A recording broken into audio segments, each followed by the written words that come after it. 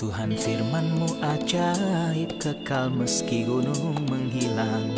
Tiada huruf yang gagal, tak terpatahkan siasat. Hidup seperti-Mu ya Allah, lebih dari emas. Aku bersaksi kitab-Mu, kitab yang suci. Mendengarkan firman-Mu, hibur hati yang luka. Terangilah langkahku kemanapun ku pergi. Biarkanlah firman-Mu berkuasa atasku. Ubahkanku, bebaskanku, ku mau menyenangkan-Mu.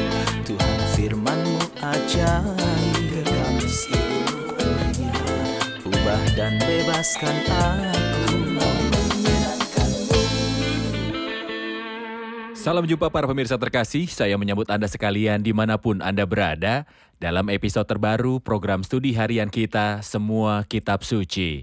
Kita masih mempelajari Injil Matius, kitab pertama yang ada dalam Perjanjian Baru. Di episode sebelumnya kita menyelesaikan pasal ke-25. Pasal 25 dan 24 berbicara tentang nubuat di Gunung Zaitun. Tentang eskatologi. Adalah baik untuk kembali ke nubuatan ini karena itu memberitahu kita tentang apa yang akan terjadi di bumi setelah pengangkatan dari gereja. Hari ini kita akan mempelajari pasalnya yang ke-26, di mana kita membaca tentang sengsara Kristus, penangkapan Kristus, dan peristiwa-peristiwa yang menyertai penangkapan dan perjalanan ke salib. Ini adalah pasal yang berharga karena ini berbicara tentang sengsara dari Tuhan dan Juru Selamat kita yang terkasih, Tuhan Yesus Kristus. Jadi kali ini saya mendorong Anda untuk membawa Alkitab Anda dan mengikuti kami selama studi ini berlangsung. Jika Anda memiliki pertanyaan atau permohonan, silakan tulis kepada kami. Dengan kasih karunia Tuhan kami akan menjawab. Sekarang izinkan saya untuk menyambut tamu kehormatan di studio, hamba Tuhan Yosef Riyad. Selamat datang Saudara Yosef. Terima kasih Saudara Riyad. Juga para hadirin di studio, selamat datang. Saudara Yosef, mohon beri gambaran tentang pasal 26. Tentang apakah pasal ini?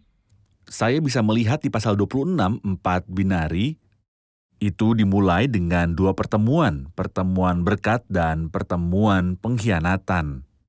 Kedua, ada 2 perjamuan, perjamuan Paskah dan perjamuan Tuhan.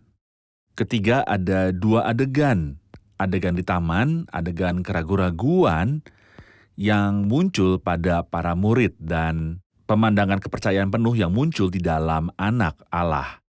Akhirnya ada 2 interogasi di akhir pasal ini. Menginterogasi Kristus di rumah imam besar dan menginterogasi Petrus di luar di halaman imam besar, di mana mereka menuduhnya menjadi pengikut Kristus, sesuatu yang dia tolak sepenuhnya. Baik, Anda mengatakan pasal ini terdiri dari 2 binari. Yang pertama 2 pertemuan untuk merencanakan pembunuhan Yesus. Pertemuan kedua adalah salah satu berkat tentang menghormati Sang Guru terkasih sebelum dia pergi ke kayu salib. Saya akan membaca beberapa ayat kemudian akan bertanya. Silakan. Setelah Yesus selesai dengan segala pengajarannya itu, berkatalah ia kepada murid-muridnya, "Kamu tahu bahwa 2 hari lagi akan dirayakan Paskah, maka Anak Manusia akan diserahkan untuk disalibkan." Pada waktu itu, berkumpullah imam-imam kepala dan tua-tua bangsa Yahudi di istana imam besar yang bernama Kayafas. Dan mereka merundingkan suatu rencana untuk menangkap Yesus dengan tipu muslihat dan untuk membunuh dia. Tetapi mereka berkata, jangan pada waktu perayaan supaya jangan timbul keributan di antara rakyat. Pertemuan pertama adalah pertemuan orang-orang berhati keras yang mengungkapkan kebencian terhadap guru. Bagaimana mereka mengungkapkan kebencian mereka? Nah, ayat 24 memberitahu kita bahwa mereka bersekongkol untuk menjemput Yesus dengan tipu daya dan membunuhnya. Mengapa dengan tipu daya? Mengapa pengkhianatan dan persekongkolan? Kristus memberitahu mereka, aku duduk setiap hari bersamamu mengajar di bait suci. Jadi tidak ada organisasi rahasia atau bawah tanah. Aku ada di tengah-tengah kamu, tetapi inilah saat kamu dan inilah kuasa kegelapan itu. Perhatikan bahwa mereka berkata, jangan pada waktu perayaan. Itu satu-satunya halangan. Kita akan menangkapnya tapi tidak selama perayaan. Kristus telah menunjukkan dalam ayat 2, kamu tahu bahwa 2 hari lagi akan dirayakan Paskah, maka Anak Manusia akan diserahkan untuk disalibkan. Jelas bahwa apa yang terjadi adalah apa yang Kristus katakan, bukan apa yang dikatakan orang-orang jahat itu. Jadi Kristus yang mengendalikan peristiwa penyaliban. Benar. Setelah itu di ayat 6 ada adegan lain yang kita baca. Ketika Yesus berada di Betania, di rumah Simon si kusta, datanglah seorang perempuan kepadanya membawa sebuah buli-buli pualam berisi minyak wangi yang mahal. Minyak itu dicurahkan ke atas kepala Yesus yang sedang duduk makan. Melihat itu, murid-murid gusar dan berkata, "Untuk apa pemborosan ini? Sebab minyak itu dapat dijual dengan mahal dan uangnya dapat diberikan kepada orang miskin." Tetapi Yesus mengetahui pikiran mereka. Dia berkata, "Mengapa kamu menyusahkan perempuan ini? Sebab ia telah melakukan sesuatu perbuatan baik padaku. Karena orang-orang miskin selalu ada padamu, tetapi aku tidak akan selalu bersama kamu. Sebab dengan mencurahkan minyak ini ke tubuhku, ia membuat suatu persiapan untuk penguburanku. Aku berkata padamu, sesungguhnya di mana saja Injil ini diberitakan di seluruh dunia, apa yang dilakukannya ini akan disebut juga untuk mengingat dia." Berbeda dengan adegan pengkhianatan pertama, ada apresiasi dalam adegan ini. Mohon komentar Anda. Betapa sedikit penghargaan yang dimiliki Kristus ketika ia berada di dunia. Hanya pada awalnya dia dihormati oleh 3 orang bijak yang memujanya dan menawarkan emas, kemenyan, dan mur sebagai hadiah. Di sini sebelum disalib, dia dihormati oleh seorang wanita. Kita tahu dari Yohanes pasal 12 bahwa dia adalah Maria, saudara perempuan Marta dan Lazarus. Orang-orang itu menghormati Kristus. Di sini sebenarnya saya suka lagu indah yang mengatakan Maria sendiri yang memenangkan medali, sementara Maria yang lain membawa minyak wangi. Mereka terlambat. Saya pikir satu-satunya alasan untuk apa yang dia lakukan adalah karena dia biasa duduk di kaki Yesus dan mendengar kata-katanya. Jadi dia mengerti. Ketika dia akan dibunuh dan dia melakukan apa yang perlu untuk menghormati dia. Apa yang Yudas lakukan dalam ayat-ayat berikut dari ayat 14 sampai dengan 16? Banyak orang menghubungkan apa yang terjadi di adegan penghormatan ini dengan adegan kejadian kriminal Yudas. Yudas merasa bahwa dia kehilangan kesepakatan karena minyak wangi itu mahal, 300 dinar sama dengan upah buruh dalam 1 tahun. Dia ingin mengganti kerugiannya. Kita membaca dalam Injil Yohanes bahwa dia berkata, "Mengapa minyak wangi ini tidak dijual seharga 300 dinar dan diberikan kepada orang miskin?" Ini dia katakan bukan karena dia peduli pada orang miskin, tapi karena dia adalah seorang pencuri dan memiliki kotak uang dan dia biasa mengambil apa yang di dalamnya. Seolah orang licik itu ingin mengganti kerugiannya, jadi dia mendatangi mereka dan berkata, "Apa yang ingin kamu berikan kepadaku jika aku menyerahkan dia padamu?" Beberapa orang berpikir bahwa Yudas pengkhianat berpikir bahwa Kristus akan dapat menyelamatkan dirinya sendiri. Namun demikian dia hanya menunjukkan kekejamannya dan bahwa cinta akan uang adalah akar dari semua kejahatan. Harga untuk menjual Kristus, apakah itu mengingatkan Anda akan sesuatu? Kita membaca dalam Zakaria pasal yang ke-11, harga yang sangat mahal yang mereka tetapkan untukku. Mengapa 30 keping perak digambarkan sebagai harga pangeran yang dibayarkan untuk Kristus? Ketika dia berkata pada mereka, "Jika itu kamu anggap baik, berikanlah upahku, dan jika tidak, biarkanlah," maka mereka membayar upahku dengan 30 uang perak. Dalam kitab Keluaran pasal 21, kita mengetahui bahwa jika lembu itu menanduk hamba laki-laki atau perempuan, pemilik lembu itu harus memberikan kepada tuannya 30 sikal perak. Jadi, seolah-olah Kristus yang akan ditanduk oleh banyak lembu jantan yang kuat dari Basan. Di mata bangsa tidak lebih daripada seorang hamba. Terima kasih, kita rehat sejenak dan kembali untuk menjawab pertanyaan hadirin.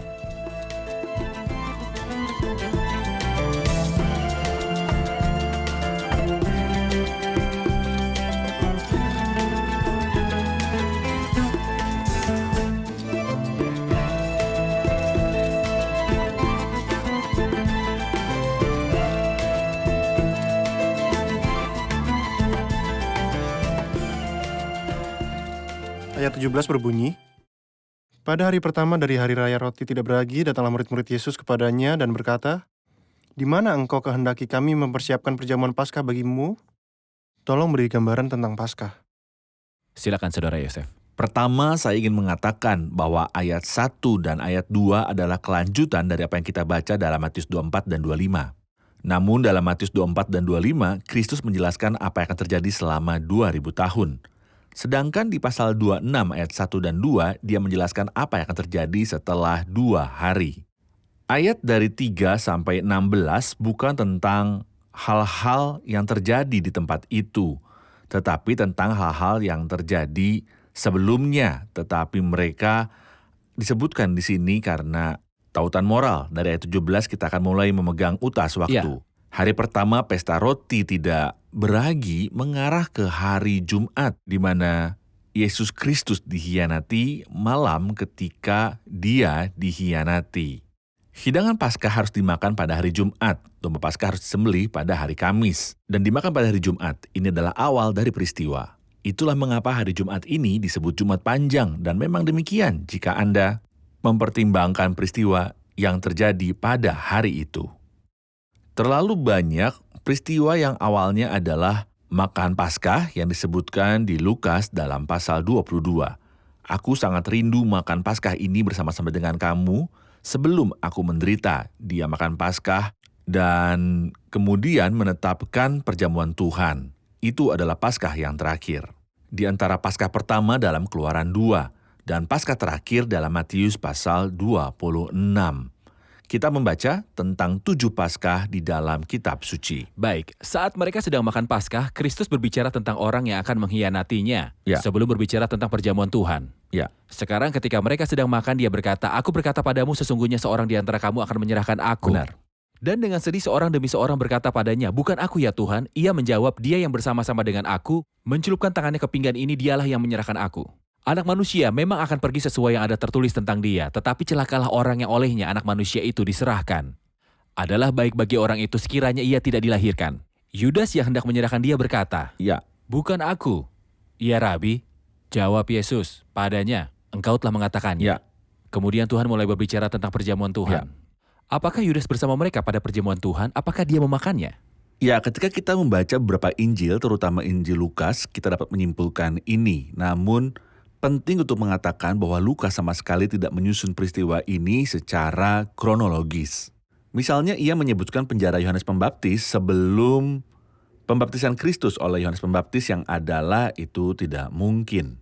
Perintahnya adalah bahwa Yohanes membaptis Kristus dan kemudian dia dipenjarakan.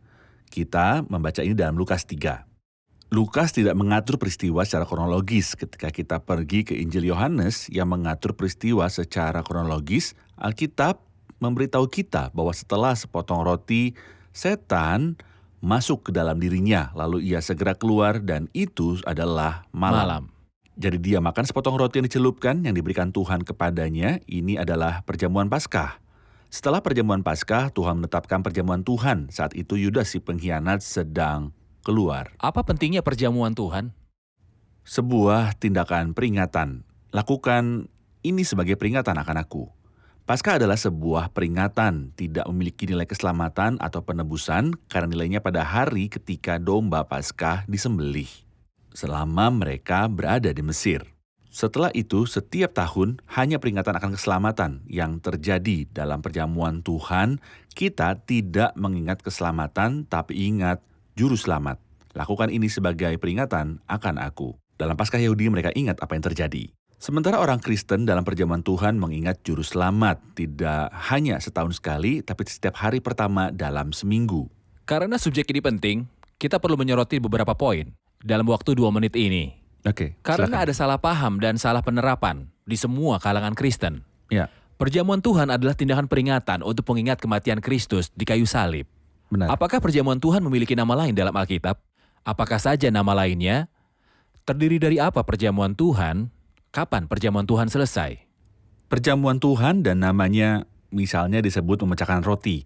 Dalam Kisah Para Rasul 2 dan Kisah Para Rasul 20, ini disebut perjamuan Tuhan dalam 1 Korintus 10. Itu disebut perjamuan malam dalam 1 Korintus 11. Disebut Ekaristi atau mengucap syukur karena umat Kristiani mengucap syukur pada kesempatan yang agung ini. Mengucap syukur kepada Allah atas anugerahnya yang tampak di dalam Kristus. Terdiri dari apa perjamuan Tuhan? Ini terdiri dari 2 hal sederhana, roti yang ada di setiap rumah, dan anggur, secangkir anggur yang melambangkan cawan berkat yang kita berkati dan yang menggambarkan darah Kristus yang ditumpahkan. Roti melambangkan tubuh Kristus. Baik tubuh simbolisnya yaitu gereja karena kami meskipun banyak adalah satu roti dan satu tubuh.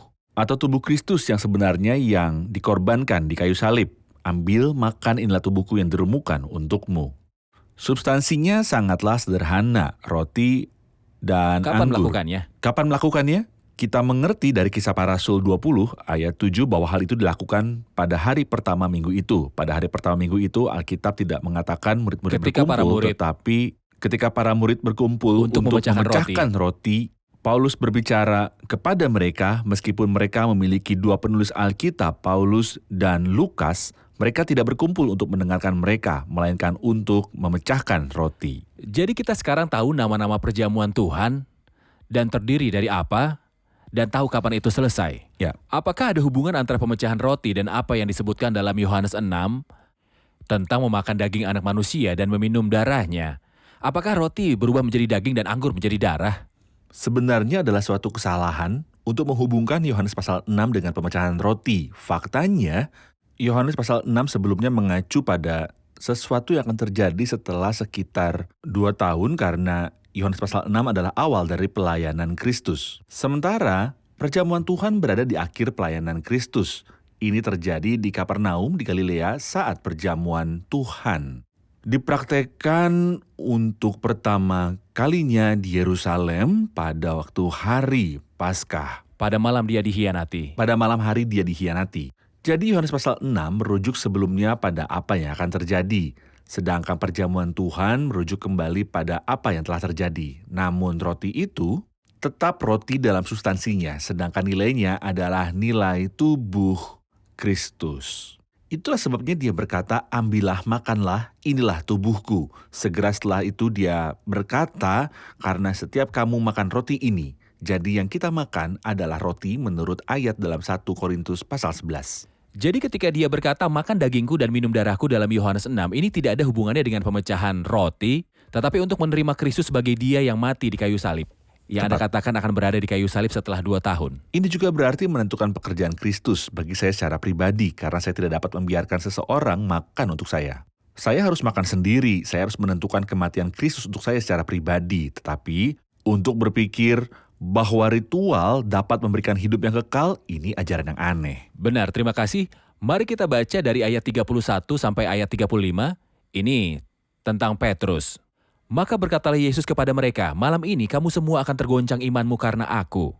Sebab ada tertulis, aku akan membunuh gembala dan kawanan domba itu akan tercerai-berai. Akan tetapi sesudah aku bangkit, aku akan mendahului kamu ke Galilea.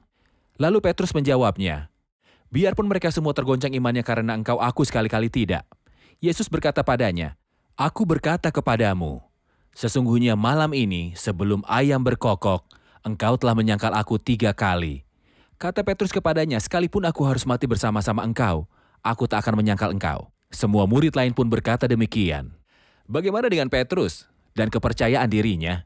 Rasul Paulus berkata dalam 1 Korintus 10, sebab itu siapa yang menyangka bahwa ia teguh berdiri, hati-hatilah supaya ia jangan jatuh. Saya pikir Petrus mendapat pelajaran, namun ia membayar mahal untuk mendapatkannya saat ia pergi keluar dan menangis terseduh-seduh.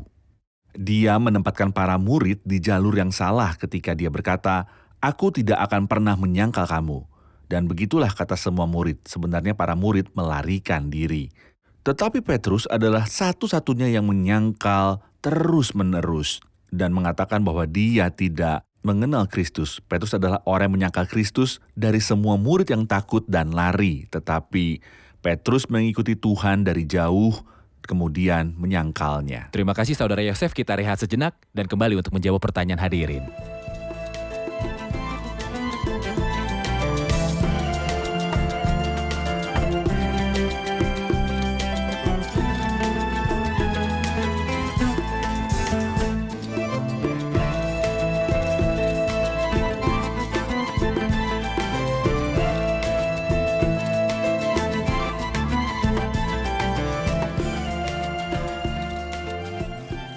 Ayat 39 berbunyi, maka ia maju sedikit, lalu sujud dan berdoa katanya, ya Bapakku, jikalau sekiranya mungkin, biarlah cawan ini lalu daripadaku. Apakah ini berarti bahwa Kristus tidak mau mengambil cawan itu? Silakan Saudara Yosef. Ya, tentu saja dia tidak ingin mengambil cawan itu. Namun setelah itu dia berkata, namun demikian bukan seperti yang saya inginkan, tapi seperti yang Anda mau. Apa yang kita pahami dari doa ini? Kita memahami 2 hal. Pertama, kekudusan tubuh manusia Kristus yang membuat dia menahan diri dari cawan. Cawan itu bukanlah rasa sakit fisik, melainkan sedih yang ditinggalkan oleh Allah. Dan menanggung segala dosa kita padanya dan menjadi dosa bagi kita. Apakah ini mudah bagi orang suci ini yang kekudusannya seperti kesucian pangkuan Bapa dari tempat asalnya? Tidak sama sekali. Itu sangat sulit. Namun, kita tidak hanya melihat kekudusannya di Taman Getsemani, tetapi juga ketaatannya. Itu sebabnya dia berkata, tetapi janganlah seperti yang engkau kehendaki, melainkan seperti yang engkau kehendaki. Jadi doa ini menunjukkan kepada kita perpaduan yang indah antara kekudusan mutlak dan ketaatan mutlak. Benar. Sehubungan ini ada referensi dalam Ibrani 5 kepada Yesus Kristus dalam hidupnya sebagai manusia. Ia telah mempersembahkan doa dan permohonan dengan ratap tangis dan keluhan kepada Dia yang sanggup menyelamatkannya dari maut, dan karena kesalehannya, ia telah didengarkan. Dia yang membaca Ibrani 5 membandingkannya dengan bagian ini, dan berkata bahwa Kristus berdoa, jauhkan cawan ini daripadaku. Dan Tuhan mendengarkannya karena kesalehannya. Jadi dia tidak disalib, Tuhan menyelamatkannya dari proses penyaliban. Apa komentar Anda? Ini adalah kelancangan yang tidak dapat dipahami, bertentangan dengan firman Tuhan. Pokok tentang salib tidak hanya terkandung dalam satu ayat saja yang dapat disalahpahami. Tetapi itu adalah pokok bahasan dari seluruh Alkitab dan Injil. Di pasal berikutnya, pasal 27, apa yang kita baca dalam Markus pasal 14, dalam Lukas pasal 23, dan dalam surat-surat, kita membaca tentang salib. Mereka semua berbicara tentang salib. Ayat dalam Ibrani yang memang benar bahwa Allah mendengarkan dia. Tetapi bagaimana caranya? Dengan dibangkitkan dari kematian. Ayat tersebut mengandung makna ini. Dalam terjemahan bahasa Inggris dan bahasa Yunani aslinya, teks tersebut berbunyi yang mampu menyelamatkan dia dari kematian. Dikatakan keluar, bukan dari, dan ada perbedaan antara dua preposisi. Dari kematian berarti tidak mati, tetapi keluar dari kematian berarti mati, tetapi tidak tetap dalam cengkraman kematian, atau sumur menutup mulutnya di atasku. Dan karena kesalehannya ia telah didengarkan sama dengan sebab engkau tidak menyerahkan aku ke dunia orang mati. Dan tidak membiarkan orang kudusmu melihat kebinasaan. Benar. Benar. Jadi dia telah bangkit, kesempurnaan kemanusiaan Kristus tampak jelas di taman itu ketika ia menerima cawan itu. Moral Kristus yang sangat selaras dengan kehendak Allah menunjukkan kelemahan para murid. Mereka tertidur dan tidak dapat berdoa bersamanya, namun beberapa orang mengklaim bahwa Kristus menggunakan 8 murid sebagai garis pertahanan. Kemudian 3 lainnya, Petrus, Yakub, dan Yohanes datang untuk melindunginya dan membelanya. Kalau mereka datang untuk menangkapnya. Apakah Kristus takut akan adegan salib? Apakah ada kemungkinan dia akan kabur? Sebenarnya beberapa orang bermimpi. Dan saya tidak tahu bagaimana menjawab mimpi mereka, mimpi orang mabuk. Mari jawab mereka. Jika Kristus ingin menghindari salib, dia akan meninggalkan Yerusalem. Tanpa perlu garis pertahanan apapun. Tetapi apa yang dia katakan dalam Yohanes pasal 12 misalnya, sekarang jiwaku terharu dan apa yang akan kukatakan? Bapa, selamatkanlah aku dari saat ini. Tidak, sebab untuk itulah aku datang ke dalam saat ini. Kristus datang untuk mati di kayu salib. Apa tujuan dari inkarnasi? Tujuan inkarnasi adalah untuk mati di kayu salib. Ini adalah tujuannya. Jika Kristus tidak mau, dia tidak akan datang pada awalnya atau dia akan meninggalkan Yerusalem dan pergi ke tempat lain. Dalam lanjutan dari adegan pengkhianatan, saya akan membacakan mulai dari ayat 47. Waktu Yesus masih berbicara, datanglah Yudas, salah seorang dari ke-12 murid itu, dan bersama-sama dia serombongan besar orang yang membawa pedang dan pentung disuruh oleh imam-imam kepala dan tua-tua bangsa Yahudi. Orang yang telah menyerahkan dia telah memberitahu tanda ini pada mereka, orang yang kucium itulah dia, tangkaplah dia. Segera dia pergi kepada Yesus dan berkata, "Salam, Rabi," dan mencium dia. Tetapi Yesus berkata padanya, "Hai teman, untuk itukah engkau datang?" Maka majulah mereka memegang Yesus dan menangkapnya.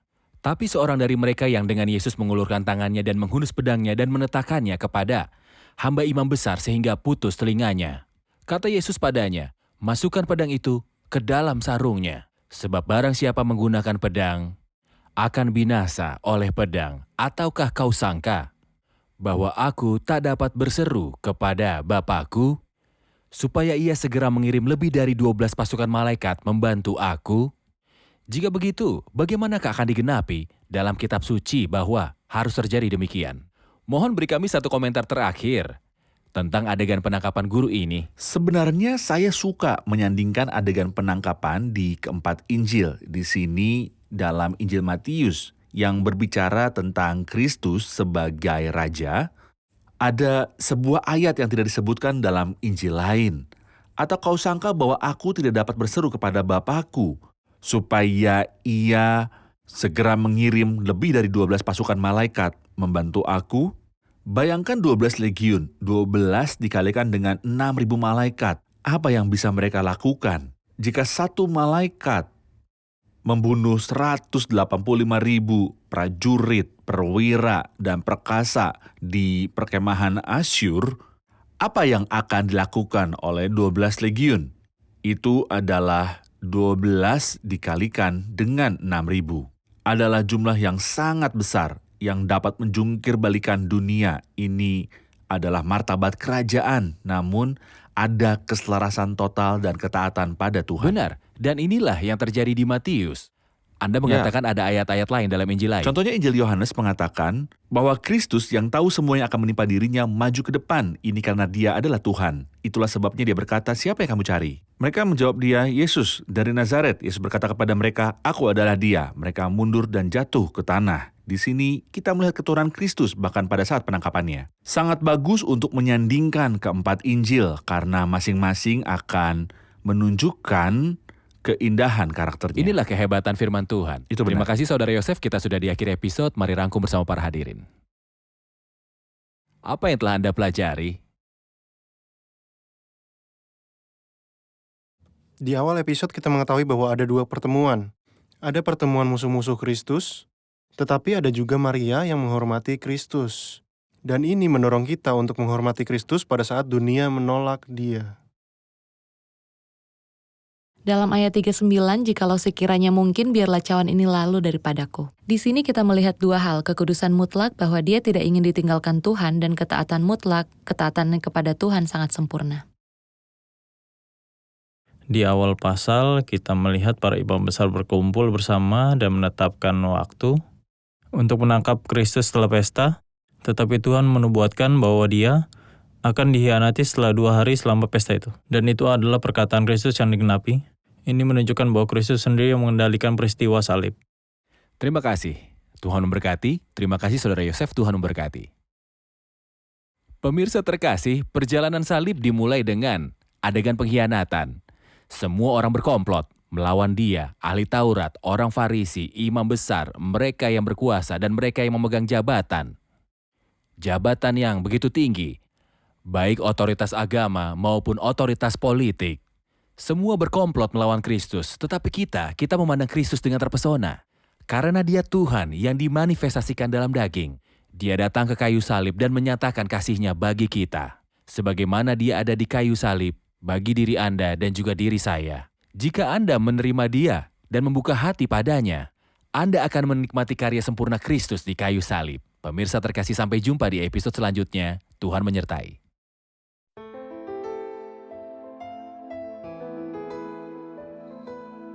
Tuhan firman-Mu ajaib, kekal meski gunung menghilang. Tiada huruf yang gagal, tak terpatahkan siasat. Hidup seperti-Mu ya Allah, lebih dari emas. Aku bersaksi kitab-Mu, kitab yang suci. Perdengarkan firman-Mu, hibur hati yang luka. Terangilah langkahku kemanapun ku pergi. Biarkanlah firman-Mu berkuasa atasku. Ubahkanku, bebaskanku, ku mau menyenangkan-Mu. Tuhan firman-Mu ajaib, kekal meski gunung menghilang. Ubah dan bebaskan aku.